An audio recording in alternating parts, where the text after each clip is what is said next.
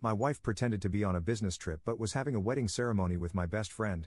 I, 45 meters, am sitting in my car outside St. Mary's Church in Boston, feeling like some cut-rate private investigator and wondering if I've finally lost my mind. My wife, 47F, is supposed to be at a business conference in Chicago. That's what her calendar shows, what her assistant confirmed, what the hotel reservation indicates. Yet here I am, because some stranger decided to play guardian angel or devil, I haven't decided which yet. The text message glowed in the darkness of my car. St. Mary's Church, 2 p.m. You need to see this. Unknown number. My hands trembled as I gripped the steering wheel, watching guests filter into the old stone building through my rain-streaked windshield. This is insane, I whispered to myself, but I was already reaching for my sunglasses. The church bells began their mournful toll as I slipped out of my car, shoes clicking against wet pavement. Each step felt like walking toward my own execution. I slipped in through the side door, finding a spot behind a marble pillar. The familiar scent of incense hit me, and for a moment, I was transported back to my own wedding day 7 years ago. Same church, different dreams. The organ started playing, and my heart stopped because there she was, my wife, standing at the altar in a gown I'd never seen before, her hands clasped in front of her with that familiar nervous tick in her jaw. She wasn't in Chicago. She was here, waiting for a groom. When he appeared at the entrance, the ground shifted beneath my feet. That confident stride, those expertly styled dark curls, I'd know him anywhere. My best friend since childhood, the man who helped me pick out my own wedding suit. Dearly beloved, the priest's words faded into white noise as I watched them exchange vows. My wife and my best friend, promising to love each other until death do them part, just like she promised me, just like we all promised each other when we were kids. No secrets, no lies, friends forever. I don't remember leaving the church, don't remember the drive home. But I remember the moment I decided, sitting in our kitchen, our perfect, magazine-worthy kitchen that she insisted on remodeling last year, watching the sun set through windows that suddenly felt like prison bars. My phone buzzed, conference running late, don't wait up. I poured myself a glass of her favorite scotch, the one she saves for special occasions. The liquid burned my throat as I swallowed, and I welcomed the pain. It was real, unlike everything else in my life. Another text from the unknown number. Now you know. What will you do about it? What will I do? I laughed, and it sounded foreign to my ears, sharp and dangerous like breaking glass. I opened my laptop and started digging. Because that's the thing about betrayal, it's not just about the act itself. It's about the elaborate dance of lies that came before it, the carefully constructed alibis, the practiced smiles, the casual touches that meant nothing. As CEO of my family's company, I have access to resources most people don't. And as I started pulling financial records, a pattern emerged. Mysterious transfers, offshore accounts, property purchases under shell companies. This wasn't just about a second marriage. This was something bigger, something that involved her father, Lawrence, 68 meters, and a web of financial transactions that made my blood run cold. The sun set completely, leaving me in darkness. But for the first time today, I could see everything clearly. The old photo album feels heavy in my lap, each page weighted with memories I can't trust anymore. There we are, my wife, my best friend, and me at 16, sprawled on my parents' lawn. Her arm is around both of us, and we're laughing at some forgotten joke. The edges of the photograph are worn, like everything else about that summer. But now I see what I missed back then, the way she looked at both of us, calculating, measuring, planning. Even then, she was playing a long game I never understood until now. Tonight, I'll play the dutiful husband. I'll pretend I don't know anything. But tomorrow, I start gathering evidence. Because sometimes the best revenge isn't about getting even, it's about getting answers. And I have a feeling I'm about to uncover something much darker than a simple affair. The unknown number texts again, check the trust funds. Start with Margaret's death. Margaret, my mother-in-law, who died in a hunting accident 10 years ago. Suddenly, I'm wondering if it was an accident at all. I ordered Chinese. My wife's footsteps echo through our house, each one making my skin crawl. She's been home 3 days since the wedding, her second wedding, acting like nothing's changed, like she didn't just shatter everything we built. Remember when we used to get takeout with him every Friday? The words leave my mouth before I can stop them, sharp as broken glass. Her smile doesn't quite reach her eyes. That was a lifetime ago. Was it? I saw him 3 days ago. She freezes, her chopsticks halfway to her mouth. Just for a second. Blink and you'd miss it, but I catch it. I catch everything now. Nathaniel. She sets her plate down, approaching me with that concerned expression she uses on difficult clients. Have you been drinking? I laugh, and it sounds like my father's laugh after Mom left. That's your move? Gaslight the husband into thinking he's crazy? I'm worried about you. Her hand reaches for mine. I step back. When did it start? The question burns my throat. Was it before our wedding? During? Tell me, Was I the backup plan or the cover story? You're not making any sense. But her left hand twitches, her tell when she's lying. I've spent 7 years cataloging her habits, learning her rhythms. Funny how clearly you see things when you're looking for the cracks. I was at St. Mary's on Tuesday. The words hang between us like smoke. Nice dress, by the way. Better than the one you wore at our wedding. The mask slips, just for a moment, but it's enough. Her eyes go cold, calculating. This is the real version of my wife, the one I never let myself see. It's not what you think. Don't. My voice doesn't shake. I'm proud of that. Don't insult me with excuses. I watched you marry my best friend while I was supposedly your loving husband at home. What exactly should I think? She runs her hands through her hair, another tell. It's complicated. There are things you don't understand. Like what? The joint bank accounts you opened? The property you bought together? I move to the dresser, pull out the stack of documents I've collected. Or maybe the fact that your father knew the whole time? That stops her. How did you? I'm not the idiot you think I am. I spread the documents on the bed. You should really use better passwords than our anniversary date. Though I guess that's meaningless now. Nathaniel, please. She reaches for the papers. I hold them back. We can work this out. I'll explain everything. Like you explained your business trip to Chicago?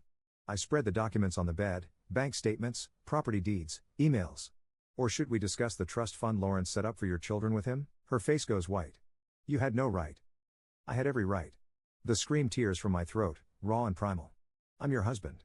I was your friend. We grew up together, all three of us, and you. I stop, breathing hard. She's staring at me like she's never seen me before. Maybe she hasn't. Maybe I've never seen myself either. Get out. This is my house too. Not anymore. I hold up one final document, power of attorney, signed last year when she was too busy to handle our estate planning. You should really read what you sign. Now get out before I call Michael and have him escort you out. She leaves, not because she's afraid, but because she knows this is just the beginning. She knows me well enough for that. I pick up the photo album from the floor, trace our younger faces with my finger. We look so happy, so innocent. Such perfect liars, all of us. But as I stare at the photograph, something catches my eye, a detail I missed before. In the background, partially hidden by a tree, stands Lawrence, watching us. Even then, he was orchestrating everything. The anonymous texter was right about Margaret's death. Tomorrow, I start digging into that hunting accident.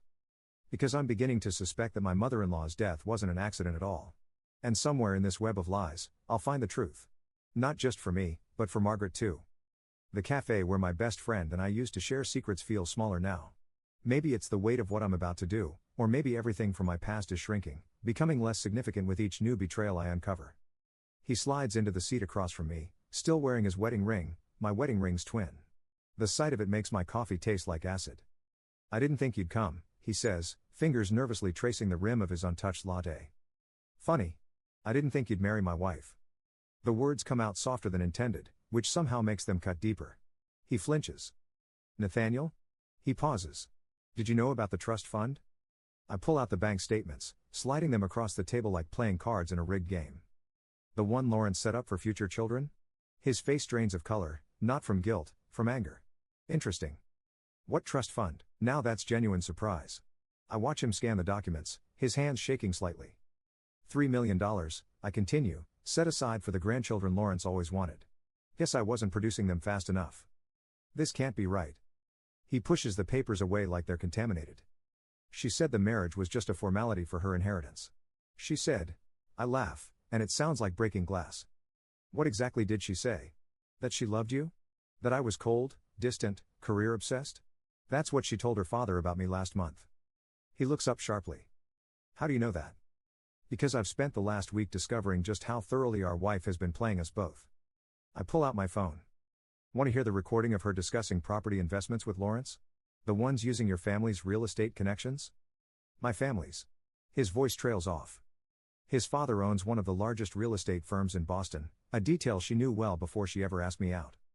Did you ever wonder why she chose us? The question hangs between us like smoke. The two best friends who'd never betray each other. The perfect cover story. Stop. He stands up so quickly his chair scrapes against the floor. You're trying to hurt me because I hurt you. I get it. I deserve it, but, sit down. My voice doesn't waver. You haven't heard the best part yet. He sits, more from shock at my tone than obedience. Remember that summer internship she helped you get at your father's firm? The one that convinced him she was such a wonderful woman? I slide one more document across the table. Look at the date on that property transfer. His hands shake as he reads. This is my father's signature, but he would never sell his prime development property for half its value. He didn't know he did. Check the witness signatures. His face crumples as he recognizes his own handwriting. I was just notarizing documents. She said it was practice for my license. While I was planning our wedding, you were unknowingly helping her steal from your own father. The truth tastes bitter on my tongue. She played us both. The only difference is I figured it out before she could take everything. He looks up at me, really looks at me, for the first time since he sat down. What are you going to do? I stand up, gathering the documents. Wrong question. The real question is, what are we going to do, we? You have two choices. Keep playing her game and lose everything, or help me take her down. I pull out one final document, a USB drive containing everything I've discovered. Your father's company, my savings, Lawrence's reputation. She's built her entire plan on the assumption that we'd never compare notes. He stares at the drive like it might bite him. If this gets out, everything burns. I place my hand over his, feeling the wedding ring that matches mine. But this time, we'll be the ones holding the matches. He closes his fingers around the drive, and I see a glimpse of the friend I used to know, fierce, loyal, unstoppable when crossed. When do we start? I smile, and for the first time in weeks, it feels real. We already have. Update 1. 3 empty wine bottles mock me from the kitchen counter. Not my usual poison, but tonight isn't usual. The documents from my wife's office are spread across our dining room table, our wedding gift from Lawrence, ironically enough, like pieces of a puzzle I never wanted to solve. My phone lights up. Another message from her. Please, let's talk about this rationally. Rational? Like the systematic way she built this house of lies? Like the calculated precision with which she chose her marks? The phone buzzes again, this time from him. Elliot is asking questions. We need to move faster. I switch it off, but my hands won't stop shaking. The magnitude of what we're planning finally hits me. This isn't just about exposing her anymore. We're talking about destroying families, reputations, lives. The doorbell rings. For a moment, I consider ignoring it, but then I hear the key in the lock. Only one person besides my wife has that key. Jesus, Emily. Margaret, 49F, steps into the dining room, taking in the chaos. When's the last time you slept? I wave vaguely at the papers. Did you know about William's suicide? Margaret freezes. What? 10 years ago, right after graduation. Officially, it was a hunting accident. I hold up the newspaper clipping I found buried in Lawrence's financial records. Unofficially, I push forward a stack of bank statements. He discovered Lawrence and my wife had been embezzling from his company for years. Christ, Margaret sinks into a chair. Does anyone else know? Just the person who's been sending me anonymous tips. I tap the burner phone on the table. They sent me this today. Copies of William Johnson's suicide note. He tried to stop them, Margaret. He tried to expose them, and my voice cracks. I'm becoming them. The words taste like ash. All these plans for revenge, for justice, I'm turning into exactly what I hate. No, you're not. Margaret's voice is firm. You are protecting people. Elliot's company, your future, his future. Am I? I stand up, pacing. Or am I just so focused on destroying her that I don't care who gets caught in the crossfire? Because right now, I'm sitting here planning to expose everything at the family reunion, knowing it will devastate people who had nothing to do with this. Like who? Like her brother's kids who'll lose their college fund when I expose Lawrence's financial schemes. Like Elliot's employees who might lose their jobs if the company's reputation tanks. I grab one of the wine bottles, not caring that it's empty. Like William Johnson, who died trying to do the right thing while I'm plotting elaborate revenge scenarios like some comic book villain. Margaret is quiet for a long moment. Then she stands up and takes the bottle from my hand. You want to know the difference between you and them? I look away, but she continues. You are standing here at 3 a.m. torturing yourself about the moral implications of your actions. They're sleeping peacefully, counting their money and planning their next con. That doesn't make it right. No, it doesn't. She starts gathering the papers, organizing them methodically. But it means you have a choice. You can expose everything dramatically at the reunion like you planned, or what? Or we do this the right way. Legally, carefully. He holds up William Johnson's suicide note. We finish what your mother-in-law started. But we do it smart. We protect the innocent parties first. The burner phone buzzes. Another message from the anonymous source, ask Lawrence about the offshore accounts. I stare at the message, then at the chaos spread across my dining room table. 7 years of marriage, a lifetime of friendship, generations of lies, all leading to this moment. Okay, I say finally. Show me how to do this right. Margaret nods, pulling out her phone. First, we need to talk to someone who specializes in financial fraud. I know a guy. Wait. I grab her arm. Before we do this, I need to know something. Are you helping me because I'm right, or just because I'm your brother? She meets my eyes steadily. Both. And neither. I'm helping you because someone needs to stop them, and you're strong enough to do it without becoming them. I look at the empty wine bottles, the scattered papers, the evidence of my near descent into their world of manipulation and revenge. Maybe she's right. Maybe there's a better way to burn it all down. For William. For justice. For all of us who got caught in their web of lies. The sun is rising when we finally finish organizing the evidence. Tomorrow, we meet with Margaret's contact. But tonight, for the first time since I sat in that church, I feel like I'm doing the right thing. Not for revenge. For justice. And this time, we're doing it right. Update 2. Margaret's lawyer friend keeps talking, but I'm fixated on the single sheet of paper in front of me, a list of names. Children, mostly. Beneficiaries of trusts that would collapse if we moved forward with our plan, James Harrison says, spreading more documents across his mahogany desk. The offshore accounts are just the beginning, he continues. Lawrence Johnson's financial web extends through at least 3 generations of both families. How many people would be affected? My voice sounds distant even to myself. Directly? Around 30. Indirectly, he shrugs, we are talking about dismantling a decades-long scheme. The ripple effects could impact 100. Margaret leans forward. But we can prove the fraud easily. The question is whether we should. James taps the list of names. Some of these trust funds are supporting medical care and education. Stop. I stand up abruptly, moving to the window. Boston spreads out below, oblivious to the bomb we're about to detonate. There has to be another way. My phone buzzes. From him, Elliot found the missing property documents. He's calling Lawrence today. We're running out of time, Margaret says, reading over my shoulder. If Elliot confronts Lawrence directly, everything falls apart anyway. I turn back to James. How long would it take to secure protection for the innocent parties? Weeks. Maybe months. We'd need 2. The office door bursts open. Lawrence Johnson stands there, immaculate as always, but his eyes are wild. I should have known you'd run to Margaret. How did you? My son works in your building, James. Did Edward tell you that part? How many families he's willing to destroy for his revenge? That's rich coming from you. Margaret stands, moving between us. Lawrence ignores her, focusing on me. You think you're protecting people? William thought the same thing. Look where that got him. The room goes silent. Even the city noise seems to fade. What did you just say? My hands grip the back of the chair, knuckles white. Oh. Lawrence's smile is razor sharp. Didn't your anonymous friend tell you everything? William didn't just discover our schemes. He tried to fix them, redirect funds to protect the beneficiaries. Just like you're planning. And you stopped him. The pieces click into place. The hunting accident was exactly that, an accident. But his eyes shift away. The point is, Elijah, some structures can't be dismantled without destroying everything they support. You're not just fighting him or me. You're fighting generations of carefully balanced arrangements. Arrangements built on lies and theft. Built on necessity. Lawrence moves closer. Did she tell you why she married you? Your family's political connections, 3 generations of judges and prosecutors. The perfect shield. My phone buzzes again. Elliot's name appears on the screen. Take the call, Lawrence says softly. Listen to Elliot discover what his son's been hiding. Watch another family shatter. He pulls out an envelope. Or, we can discuss alternatives. Don't, Margaret starts. What alternatives? My voice is steady, but my heart hammers against my ribs. A clean break. Generous settlement. The innocent parties stay protected. Lawrence sets the envelope on James's desk. Everyone wins. Everyone except justice, Margaret snaps. Justice? Lawrence laughs. Ask Elijah what he really wants, justice or peace? My phone keeps buzzing. His messages join Elliot's calls. The list of names stares up at me from the desk. Children. Families. Futures.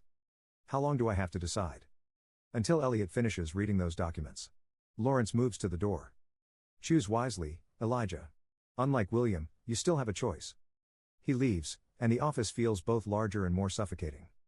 You can't seriously be considering this, Margaret says. I pick up the list of names, then my still buzzing phone. What if he's right? What if trying to fix this just makes everything worse? That's fear talking, not justice. Maybe. I look at James. But what if fear is trying to tell us something important? The phone buzzes one final time, then falls silent. Whatever Elliot discovered, it's too late to stop it now. I pick up Lawrence's envelope, feeling the weight of decisions not yet made. I need to talk to him, I say finally, before we decide anything else. Because sometimes, I'm learning, revenge isn't about who you're willing to hurt, but who you're willing to save. Update 3. The Harrison family estate looms before me, its windows glowing like warning beacons in the dusk. Cars line the circular driveway, all the players assembled for what they think is a surprise anniversary party for Lawrence and his second wife. Last chance to back out. Margaret stands beside me, holding the briefcase containing everything, every document, every recording, every piece of evidence we've gathered. They're already inside. He appears at my other shoulder, his voice tight. Elliot is with them. She's watching the door like a hawk. I adjust my black suit, funeral appropriate, though they don't know that yet. Lawrence's envelope presses against my ribs, tucked into my jacket, his offer of silence still unopened, still a possibility. We enter through the kitchen, where caterers bustle around, unaware they're serving the last supper of the Harrison dynasty. She spots me immediately, her face flickering between relief and suspicion. Elijah. She moves toward me, champagne glass in hand. I didn't think you'd come. And Miss Lawrence's party? My smile feels like broken glass. Wouldn't dream of it. Her eyes dart to the briefcase, to him, to Margaret. I see the moment she realizes something's wrong, but Lawrence's voice cuts through the murmur of conversation. Everyone, please gather in the main hall. The crowd shifts, carrying us with it. I catch glimpses of familiar faces, Elliot, pale but composed, Lawrence's second wife, oblivious and beaming, his brother, clutching his children's hands. The children. God, the children. Lawrence raises his glass. Thank you all for coming too. Actually, I step forward, my voice carrying across the sudden quiet.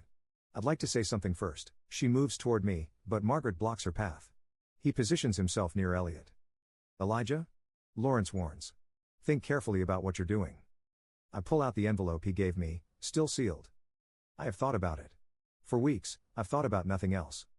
I turn to address the room. About justice and protection.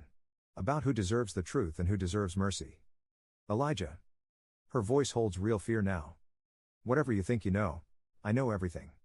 I open the briefcase, but I don't remove the documents. Not yet. About William's death. About the trust funds. About your 2 marriages and Lawrence's schemes and every lie you've told to keep this house of cards standing. The room erupts in whispers. Elliot steps forward, his face ashen. Dad, I'm sorry. Son, I interrupt, voice firm. This isn't your fault. His voice breaks. I didn't know. Not until Elijah showed me. Showed you what? His brother demands. What's going on? I look at the children, their confused faces, their innocent futures hanging on my next words. Lawrence's envelope burns against my skin. The truth, I say softly, is that I came here tonight to destroy everything. To expose decades of fraud and manipulation. To get justice for everyone who's been hurt by the Harrison family's lies. I pull out the first document, William's real suicide note. Lawrence goes very still. But standing here, looking at all of you, I meet her eyes. I realize there's something worse than being deceived. Something worse than being betrayed. Elijah, Margaret warns, but I continue. It's becoming the very thing you're fighting against. I strike a match. When did I take it from my pocket? And touch it to Lawrence's envelope. The paper catches quickly, and I drop it into the briefcase. No. Margaret lunges forward, but it's too late. The evidence burns, years of careful investigation turning to ash. With it burns my chance at justice, at revenge, at everything I thought I wanted. The fire alarm shrieks. Sprinklers activate. People rush for the exits, pushing past Eleanor's guards in the chaos. Through the smoke and spray, I meet Lawrence's eyes. He knows what I've done. Chosen mercy over justice, chosen to protect the innocent over punishing the guilty. But his triumphant smile fades as I pull out my phone and press send. Because sometimes the greatest revenge isn't destruction, it's redemption. The police lights paint Lawrence's pristine kitchen in alternating red and blue. He sits across from me at the marble island, both of us dripping from the sprinklers, watching officers cart away boxes of evidence, the real evidence, not the decoy files I burned. Copies, I say quietly. Everything in that briefcase? Just copies. The originals went to the FBI an hour ago. And as I watch them lead Lawrence and my wife away in handcuffs, I realize that sometimes the truth doesn't set you free. Sometimes it just shows you who you really are. The last box from her study sits unopened on my kitchen counter. Through the window, autumn leaves scatter across the backyard where 3 kids once promised to be friends forever. My phone buzzes. Elliot wants to meet with both of us. Some bridges can't be rebuilt after they've burned. But maybe we can build something new from the ashes. Because sometimes revenge isn't about getting even, it's about getting free.